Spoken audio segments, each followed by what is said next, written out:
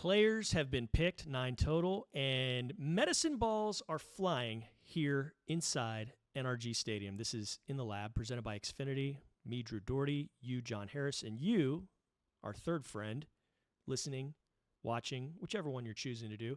We appreciate that. But yeah, the medicine balls, John, 20 yards that way is the weight room, and sometimes outside the weight room, they'll throw medicine balls against the wall. So I didn't see which players are out there right now, but I mean, it's a lot of them. Pretty much everybody that matters, and people that don't matter, and there's none of them. They're all here, and they're all working out. It's fun. Yep, it's been really cool to see how many guys are here. Yeah, it is, as we've said many times, voluntary, and there have been a lot of Texans stars in the past that were like, "It's voluntary. Be there when I need to." These guys have been more along the lines of, hey, this is a way we can get together and we can, compete as a team. There's no Darren Hambrick saying, "What do voluntary mean?" Yeah, exactly. That's you're got to be old if you remember that one. Yeah. 2000, 2001-ish, Darren Hambrick, a linebacker for the Cowboys, didn't show up for voluntary workouts or something. Oh, he was a piece of work So now. what do voluntary mean? He had his little brother, Troy Hambrick, pretty good running back for a few years. But that's right. Yeah.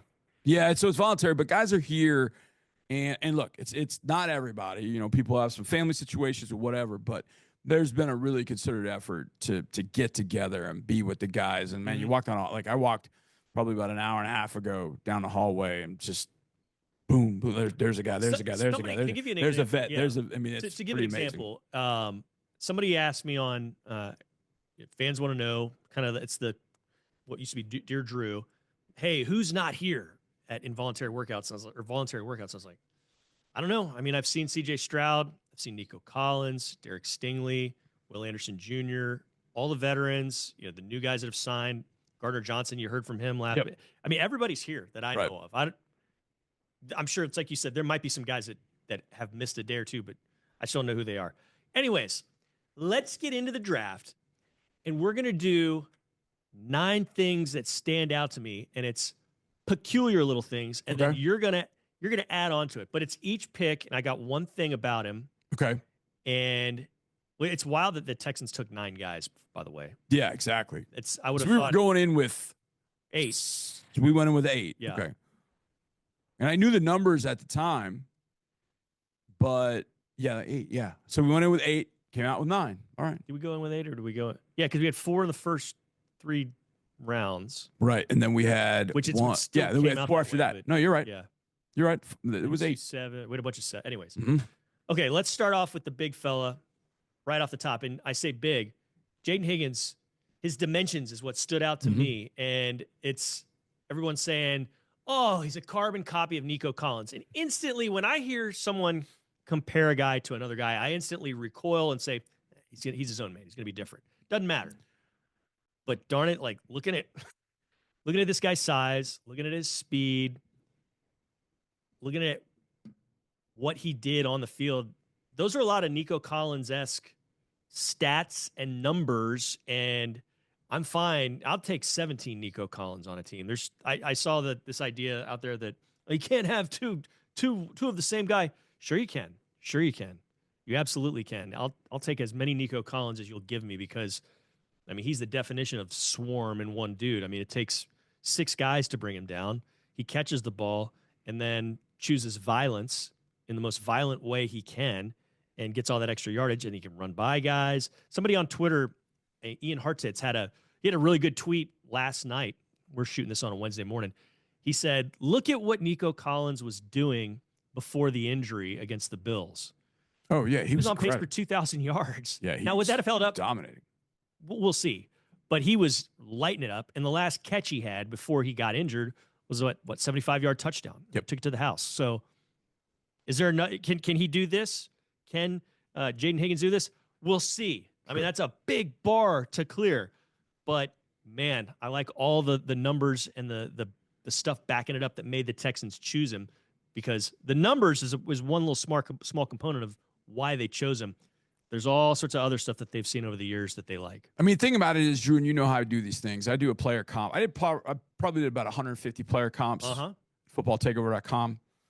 And so immediately when I got back from the Senior Bowl, I didn't base it on really other than the only kind of numerical comparison was kind of the size comparison. Like one guy 6'4", 2, but it was just the way that he played, the way that he carried himself, the way that he won as a receiver.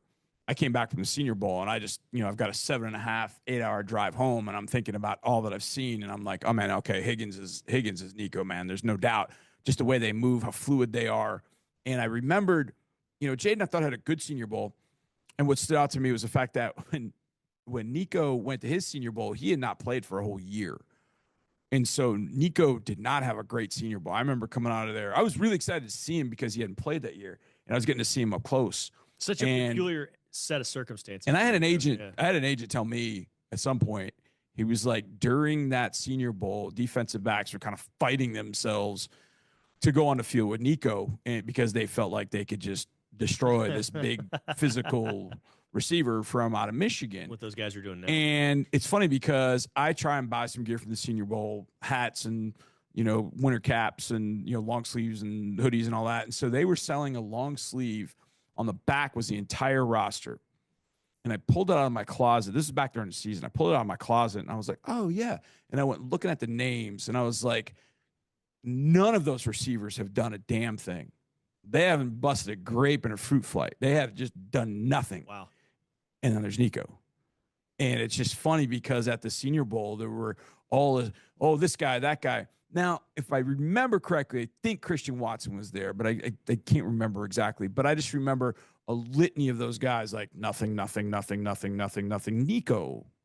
So do you remember if the DBs that were do you remember I'm guessing a few of them have done some nice things. Oh, right? no. None. The DBs weren't.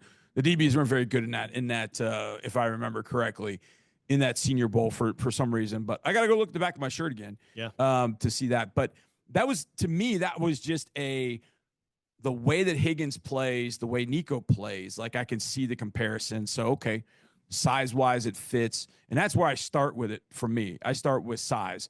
Like how similar are the sizes? Because I'm not going to compare Jaden Higgins to Maurice Jones-Drew. Right. I'm not going to, no way, even the play, no. I'm going to start with size, and then from there I'll go, okay, how do their play styles, are their play styles similar? Do they win in kind of the same way? And I came out of that Senior Bowl thinking, yeah, they do. And so that's where I came up with the comp of Jaden Higgins for Nico. Like, and I know I wasn't alone with that, but and I had that back in January when I got back from the Senior Bowl. Like that was immediate. Like I wrote up his report and boom, Nico Collins. And I was like, that's easy. As soon as, if I can knock out a comp easy, boom, moving on to the next one. Cause they're not easy after a while. Like, dang. And I try and come up with a comp that's different for every receiver, every player in a draft. So I won't comp Nico to 5 different guys that are 6'4", 210. Right. Nico only goes to one. And sometimes it's hard. And there's some guys I won't comp to. Mm-hmm. And as Nico gets maybe a little bit better, I probably won't comp anybody to Nico because he'll just be at that level. Like I'll never comp anybody to J.J. Watt. Did you comp Brock Osweiler to Dan McGuire? I don't know. I didn't do a comp back then, but it's funny because with Brock, I didn't like him out of Arizona State. I remember. At all. Yeah, that's what I was saying. Yeah, I didn't like him at all. And when he signed here, it was like I had this push-pull of, man, either my draft report is wrong, or my positive vibe about Brock was going to be wrong. And yeah, it worked out. God bless Brock, man. He's a nice dude. I've gotten to talk to him a few times since. He's been great. So I'm not going to say a bad thing about Brock. All good. I was in my Dan McGuire was just like they're both. No, that's a great comp. That's an absolutely perfect comp. We'll go old here on In the Lab. That's if right. A few of you don't know what we're talking about, that's fine. It's all good. But a few of you old people like Dave Howard probably got that. He knows. He knows. Dave. Yeah. Okay. Tay Ursary. Okay. And by the way, I got to interview all of these guys except for Keontae Hamilton and Luke Lachey, and everyone is in that honeymoon phase when you talk to them 5 minutes after being drafted, and they're as pleasant as can be. It was awesome, and I'm sure they are pleasant guys, but it was really, really cool talking to these guys. Tay Ursary, athletically, played hoops, didn't play football till sophomore, junior year in high school, went to a Kansas City area high school. We took 3 guys from the Kansas City area, by the way. That's how you beat the Chiefs. Yeah. So very athletic, because he could hoop. He was also a thrower. And when I say thrower, he didn't just throw the shot put, because he did. Right. He didn't just do the discus, because he did that too. He also threw the javelin, which, have you ever thrown a javelin, John? It's not easy. No, one of my buddies that I was telling you about, he threw javelin at A&M. He did all 3 of those things. So that's another component to the athleticism. And then he was a dancing bear at left tackle. But the thing that stood out to me the most was the number of starts. It's like high 30s in his career at left tackle alone. And last season in a conference with the likes of Josh Simmons, Donovan Jackson, and a whole lot of others, this guy, Tay Ursery, was the conference offensive lineman of the year. That's what stood out to me. And I'm just going with, like, first, when I think about these guys now, this is what I think of. That's pretty cool, man. It is, absolutely. And when I there are a couple of I build my database. Like, I literally spent yesterday starting my 2026 database for the draft. And I go to team rosters. I go to All-America lists just to start. Yeah. But one of the places that I go and I use, because it points out the athleticism, is Bruce Feldman's Freaks list. Yep.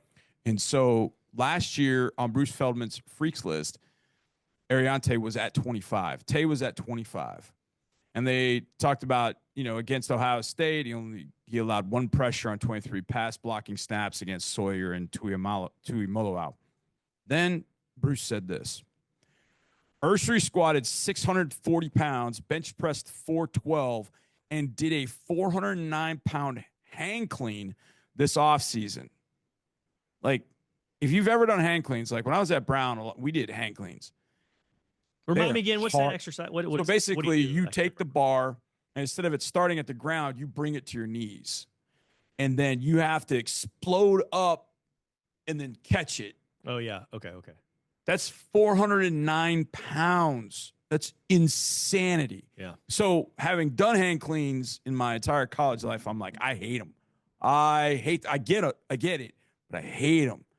409 pounds stood out to me. And they said, but his wheels are the most impressive aspect of his game.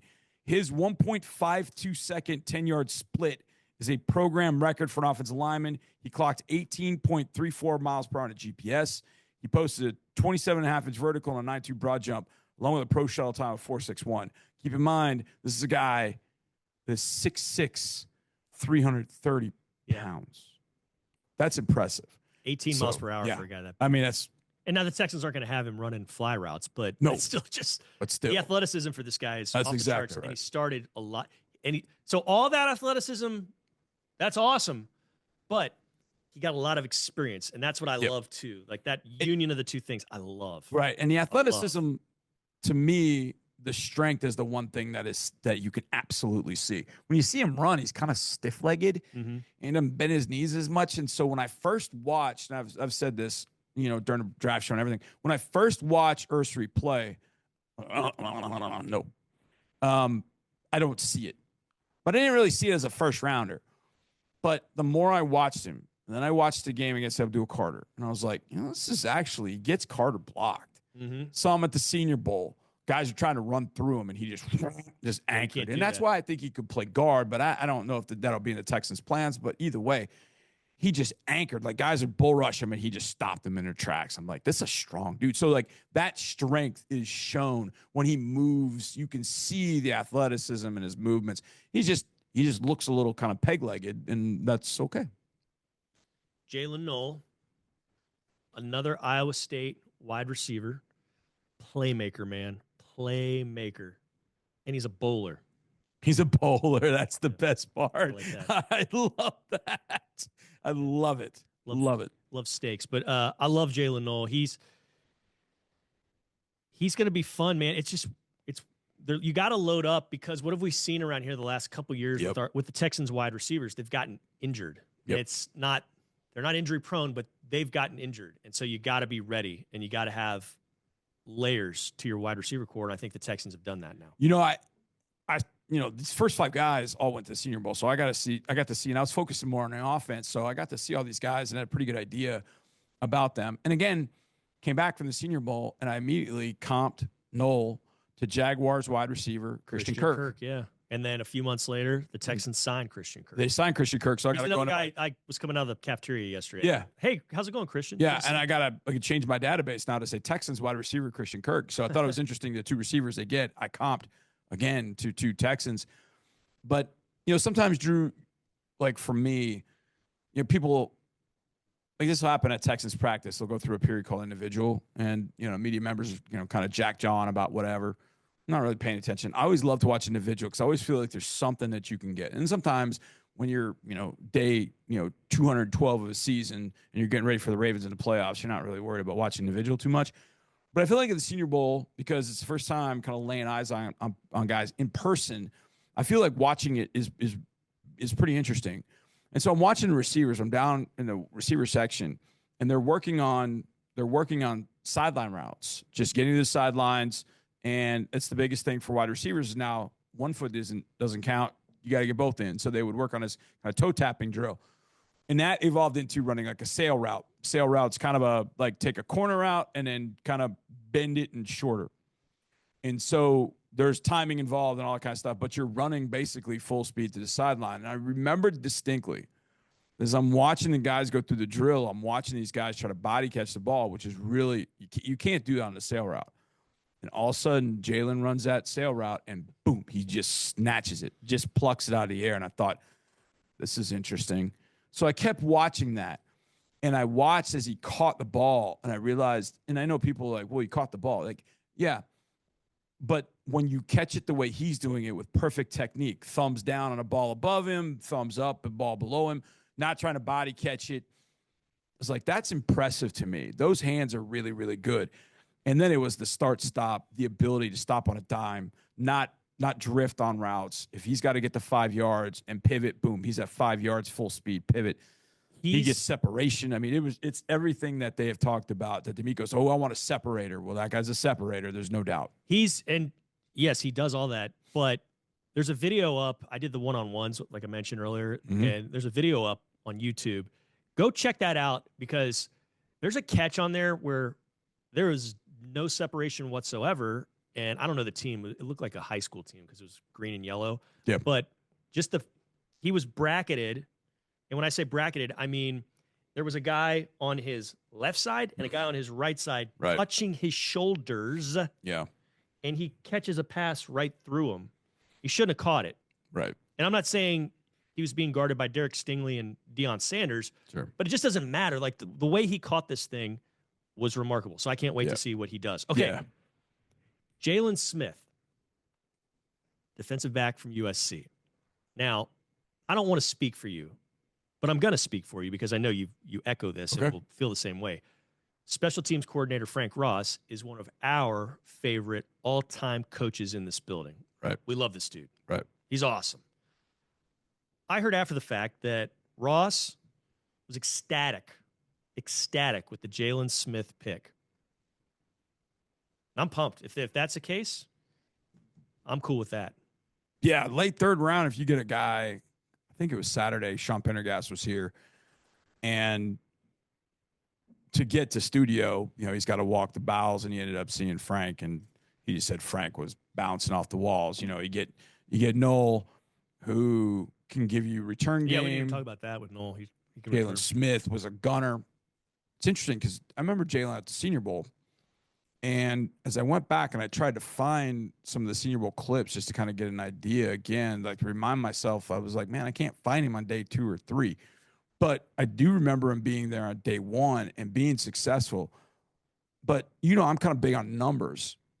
And he wore 21 at the Senior Bowl. So when I went back and I watched him at USC, he was wearing number 2. But then a highlight flashed up at some point. I'm like, wait a second, whoa. Why is that not? Oh, I remember 19. He wore 19 the year before when he was there with Caleb Bullock. And so that's how I was like, oh, I remember him. And then I thought, did man, Bullock have 2? And when he left, Jalen took that or no? No, 2 was totally different. Got it. Jalen wore 7. Okay, yeah. He had originally wore 27, like as a young buck, and then he moved to 7. So Jalen wore 19, and then he ended up moving to 2. And it threw me off. But then I remembered the 19 because I remembered him from the year before. And so I'm like, but man, he blitzed out his slot, kind of played the nickel. But then I thought about one play in particular. Monday night against the Dallas Cowboys. And look, Cavante Turpin's going to beat everybody. I mean, he's one of the quickest, fastest guys I've ever seen live. He's unbelievable. But Jeff Okudah got beat so bad. Like, he wasn't even in the ballpark. Jalen's going to be able to be that third guy, whether he covers inside, whether he covers outside. And maybe it's not even him, but maybe it's Ronald Darby. However, but the Texans needed a good third cover guy that if they want to go dime with a coverage aspect to it, then Jalen Smith can be a third cover guy. But look, if what you get from Jalen Smith is he comes in, he covers for people on third down, and then on fourth down, he goes and dominates on special teams, hell yeah, let's go. It's the 97th pick in the draft. You know, there's some teams that pick a kicker there. And I didn't want to make this seem like, well, the Texans spent a third-round pick on a guy who's only going to be a special teamer. I'm just saying these are the little things that, like, stood out to me as far as I think they have plans for him defensively. So, absolutely. Yeah, absolutely. But clarify there. But as Frank told us in the interview, he had a hard time sleeping after that game against the Chiefs. Yeah. He felt like the special teams let a lot of people down. So to see somebody like Jalen Smith come in, Jalen Noel come in with some return game, that was really super important to Frank to have guys of a high caliber athleticism. And you get the feeling that Jalen Smith appreciates being on special teams for sure. Mm-hmm. Okay. Woody Marks, Jaquavius Marks, running back from USC, 4 years before that, running back for Mississippi State. His head coach in college, and he brought this up with me. I got to fly in this. Yeah. It's up in my kitchen. It's messing me up. He brought this up with me on the post-draft interview. Hey, my head coach is Lincoln Riley. I watched lots of tape of Joe Mixon with Lincoln Riley because Lincoln was Joe Mixon's offensive coordinator. That's right. About a decade ago. Yep. Give or take a few. Yep. At Oklahoma. Well, before that, about 20 years ago, I knew Lincoln Riley, and he was a GA, low-level assistant coach for Texas Tech when I was out in Lubbock. And Lincoln, I'm a fan of Lincoln, so I like him. So Lincoln is familiar with a guy named Tarian Henderson, and I know you are too, John. But Tarian played running back for the Red Raiders in the mid-aughts. Mm-hmm. I know his senior year there, which I think was my first year there, 2005, he set the record for most catches by a running back all-time NCAA history. Caught lots of catches. He was a really productive running back. Yep. Part of that air raid offense. Very, very. So what stands out to me with Woody Marks, he didn't do this under Lincoln Riley, but as a sophomore at Mississippi State, he caught 83 passes as a sophomore, as a running back. That's in a college season, not in a 17-game NFL season. 83 passes, John. Yep. That's bananas. I mean, that was the red blinking light of all red blinking lights in this entire draft class. 83 catches for a running back as a sophomore. That's wild, dude. Wild. So let's just, critic says, yeah, but that was a Leach offense, and they just throw the ball 2 minutes. Okay, cut him in half. Doesn't matter. It's a running back. I don't care. Cut him in half. Yeah. It's still 41, 42 catches out of the backfield that are of a big-time quality variety. I'll tell you my Mark story. It was 2023, and I happened to be watching a game one night, and it's Mississippi State, and I want to say LSU, may not have been LSU. I can't remember. And Woody's got a banged up, I think it was ankle. He's got a banged up ankle. And you can tell that there's a hitch in his giddy up. Like he's not fully healthy. The announcers didn't talked about it. You can see on right or left, I can't remember which one it was. Like you can tell like something's not right. He's banged up. And Drew, I'll be damned if he isn't running through tackles. He's carrying guys. He's fighting for every single inch. And he will not come out of the game. He will not. They tried to send somebody in. He waved them off. He's like, I'm not coming out of this game. And I just remember Woody Marks, badass, like, okay. And then, obviously, we know what happened with Coach Leach. Passed away, R.I.P. Coach, the great pirate in the sky. We lost him. So then he ends up moving on to USC, and He has, I think it was 47 catches at USC, and he kind of shared a little bit of time. His name escapes me. It was 0. His number was 0. And they had a nice little 1-2 combination, but still, Woody went over 1,100 yards rushing, had 47 receiving. And I was just like, every time I would watch him, I kept banging the table. Like, I love this guy. I love this guy. He's one of my favorites. He's the type of guy that we need to have because his toughness, he's swarmy. Like, man, pass catching. Like, I would, So on Saturday, I'm sitting right here, and Brooke was doing our updates, and she was right here, and Sean was over there. And we have the TV on, and I literally see our logos on the screen. And I'm like, hey, I think we moved up. And Brooke goes, yeah, we are selecting Woody Marks. What bananas. And I literally just stood up out of my seat, and I was like, what? Woody Marks? We just drafted Woody Marks. I started banging the table because I was like so excited. Like, man, it's just the guy that I think when we talk about this offense last year, we talked about it. A lot of people probably got sick of hearing it, but I think it's just this way. It's the way this team thinks. He is swarmy as hell. I mean, big time. And just that toughness, the way that he was kind of carrying that Mississippi State offense, that stayed with me, man. And I'm so glad he's here. And look, he may not be a drop, but I would bet the complete opposite. I would bet that dude is going to come in here, and whatever role you give him, Woody, you're not going out for a pass. You're pass protecting. It's that blitzing linebacker all day. Got it, coach. Whatever you ask him to do, that dude is going to end up being a factor and impact this organization no matter what. All right, moving on now to Jalen Reed, Penn State safety. I interviewed him as well. The thing that stood out to me, he played 16 games last year because Nittany Lions went to the semis. Yeah, a lot of games. Yes. One of them was against my alma mater, SMU, and they handled the pony.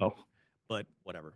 SMU was there. It was cool. Yeah. What stood out to me, though, it's not a number with him. It was he's got a chip on his shoulder, and I think he thinks he should have gotten drafted a lot higher. Yeah.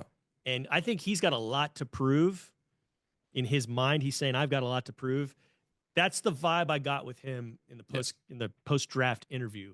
He was that tracks, as they would say. He was like focused, and he was happy that he was drafted. He was going to celebrate, but it's like I'm here to prove something. Do you get that? Do you get that vibe off of him? Yeah, that's the way he plays. Yeah, like he's fearless. Mm-hmm. And it's his "Let's do it." Well, he said it 48 times in his call. Yeah. I mean, I think that was just his way of like, yeah, I've got my spot now. I know where I'm going, and I'm going to go wreck shop. And look, he also had a sweet grill in when did the interview with him. So. Well, I had him at 104 in the Harris 100, and I wasn't totally sure why he fell. I think the one thing that stood out that I could kind of come up with was, we really don't talk about strong safety, free safety much anymore. Mm-hmm. It's not kind of looked at like that in the league. It hasn't been for a while. But he's got a little bit more strong safety qualities, like closer to the box, likes to hit, likes to be very physical. But he's got pretty good ball skills. I mean, when he's deeper in coverage and he's got to react to the ball, I think he does a pretty good job. But he's fearless. I mean, fearless. And so if you're thinking about the 197th pick, I think that's what it was. Could be wrong, but 6th round pick. You got to be a guy that thinks about special teams, and that might be the way that you make it. That might be your entree into getting more defensive time. And I think just when I listened to his interview with you, and I know the type of player he is, I could see him understanding that. Like, look, here's the secondary. They even drafted another secondary member in front of you the day before. Not different positions, but here's also the history. This guy hurt. This guy hurt. This guy hurt. You got to be ready to go. But you have to make your mark on special teams first. Then you will get time on defense. It's huge. You got to do that. But you have to buy into being that great teammate. I get the impression that he's going to be that great teammate for sure. Yeah. Another great teammate, a quarterback who elevates those around him. Graham Mertz was the guy that the Texans took after Reed. Played at Wisconsin a lot. Played at Florida the last 2 years in a kind of interesting situation. He was easily the most polished of all the interviewees, and most of these guys were really, really polished. But another Kansas City kid over the park. Kid. Yeah. His dad played in college and everything. But the thing that stood out to me were these two numbers: 20-3, 20 touchdowns, 3 picks. It's really, really close. And that was in 2023 for the Florida Gators. Yep. That's really, really close to what C.J. Stroud did in 2023 for the Texans. Yes. But incredibly accurate and north of 72% both seasons, each of the last 2 seasons. Now, last year got ended early because of injury, but accurate. After not being too accurate at Wisconsin, he really flipped a switch with the Gators, the accuracy there. You know how I feel about adversity for quarterbacks, Drew. I feel like the better quarterbacks I went through it in the NFL are guys that have gone through it at some point. You know, Josh Allen had to fight for a junior college spot, just to get on a roster. And timeout. My 9-year-old Oliver Dougherty, the first thing he asked me on Saturday after I got home was like, why did we draft a quarterback? Right. Well, Case Keenum's not here. So you only have C.J. Stroud and Davis Mills and Keaton Slovis. Right. So Keaton's not as experienced as those two ahead of him.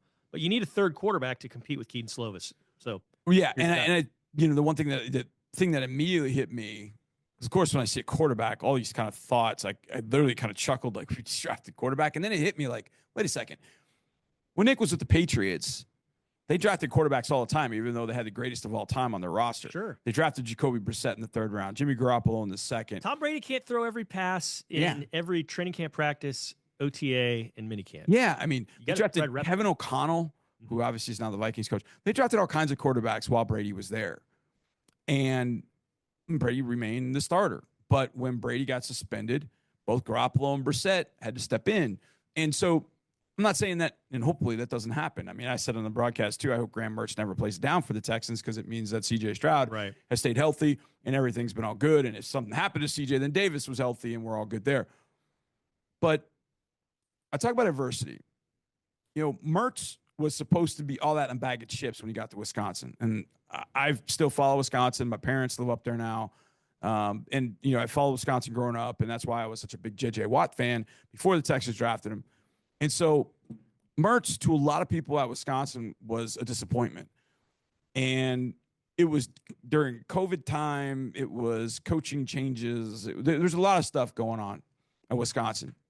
So when he goes to Florida, he has a really good year in 23. Everybody's like, well, okay, maybe there's something there. Florida recruited the #1 quarterback in the country, a guy named DJ Lagway, who's from Willis. And DJ signs to go to Florida. Every single Florida Gator fan wants Lagway to play. They want Lagway to play. It doesn't matter what Mertz did the year before. They wanted Lagway to play. And so Florida kind of came up with this rotation, and Lagway would come in, and the crowd would go crazy. Things wouldn't go so well. Graham would have to come clean it up. And for the first, 5 or 6 games, Graham cleaned it up and had a pretty good 2024 going until he got hurt. Lagway had to kind of keep it going the rest of the year, but they had finally gotten some momentum. And by all accounts, he was being a good teammate too, like absolutely. Helping out Lagway. Absolutely. Knew the situation, and that is wasn't pouting, massively important. Yeah. Massively important that he handled that adversity. And again, who did that happen to in college? One, Thomas Edward Brady. Yeah. In 1998 at Michigan, #1 recruit in the country, Drew Henson, ends up at Michigan. Yeah. And the Michigan coaches felt like they had to play him or Henson would have transferred. So they would play Brady. Henson would come in. It wouldn't go great. They go back to Brady. Brady would save the whole situation. And finally got to a point by the end of the year where like, look, we just got to go with Brady. And so they did. And in going with Brady, he ended up being a stud. Actually, that was his second. That was 1999. That was Brady's last year. And Brady then had a great rest of the year. Henson came in the next year, had a great 2000, then ended up wanting to go baseball. Point being, Brady had to go through that situation. The way he handled it actually meant something to the pro scouts. And in the end, I think that mattered to our scouts, it mattered to our organization that Graham Mertz had been through it and stayed a great teammate. And C.J. Stroud is going to be the quarterback for this organization for a long, long time. Mm-hmm. Fingers crossed. Hopefully, we said about Deshaun Watson, things went sideways. Hopefully things aren't going sideways with C.J. Stroud. But Graham Mertz is that guy you want around the building that will compete with Keaton Slovis, will show you what he's got when he's healthy. And we don't know exactly when he'll be ready to go. But I listened to all those interviews because obviously I was on the air at that time when we played them all once we had them. And I listened to Mertz. And everything that we've said, he said to you in that interview that he understands the whole thing. He understands the pride. And that to me is being a good professional. He's not walking around going, I'm beating CJ Stroud out, I should be starting. No, it had nothing to do with that. And very self-aware. Very self-aware. And I could appreciate that with a college quarterback becoming an NFL quarterback, because there were plenty in this draft that were not self-aware. You know, speaking of self-aware, so I apologize if you've been watching. My eyes have been darting because my cousin Yim has been texting me, and he said, Yim, did you draft a kid that went to John Carroll High School in Bel Air, Maryland? That's where I went, and that's where my sister Michelle went. And so I said, no, but Keontae Hamilton went to Georgetown Prep. Georgetown Prep, yeah. And he says, no. My buddy said might be a wide receiver that went to John Carroll. And I kind of put two and two together. I go, I think you're thinking of our special teams coordinator, Frank Ross, who played at John Carroll University in Cleveland, went into their Hall of Fame last week. So props to John Carroll. And Yim, you're off just a little bit. Yeah. But it gets us to Keontae Hamilton. You know what stands out to me about Keontae Hamilton? We got a wrestler. We got a wrestler back. You stole what I was about to say. As we were about to start this podcast, I quote tweeted, there's this video of Keontae Hamilton body slamming in the heavyweights division, which is not easy. And not like WWE wrestling, but, Greco-Roman high school wrestling. I love when the Texans, when any team has an offensive or defensive lineman who has been a wrestler, because their handwork is usually impeccable. Their footwork is usually impeccable. Their understanding of leverage and just the physics of moving people around is typically impeccable. This might be a steal in the 7th round, getting a defensive tackle who can do some things as a wrestler, as a football player. Absolutely. So there we go. You hit on all of it. And the Texans just recently signed Jake Andrews from Troy. Does he have another wrestling background? background? I'll tell you my quick story. Is at the Senior Bowl, and my buddy Lance Airline was talking to him, and I walked over, and he's got this big old beard, and he's just kind of interesting character, and I'd watched him during practice, and I just knew just by watching him. I was like, and so I walked over, and I said, you wrestled, didn't you? And he looked at me like I had 5 heads. He goes, yeah, how'd you know that? I was like, and Lance looked at me and goes, you see it? I was like, you can see it. You can tell when guys have been wrestlers how they. He didn't have cauliflower ears, did he? No, he didn't have cauliflower ears, but you could tell. And I'll find Jake and tell him that story and remind him of that and see whether he'll remember that. But he'll definitely remember that. With Hamilton, you can see it. A lot of times when teams are trying to zone him off, like just the way he turns his body, the way he contorts, the way he can kind of grab hold of one, but leverage another guy as he's being double teamed or whatever the case might be. You can see the wrestler. I didn't know about the wrestling part as I watched him, but as I'm watching him, I'm like, there's wrestler there. You could see it. You can see it in guys.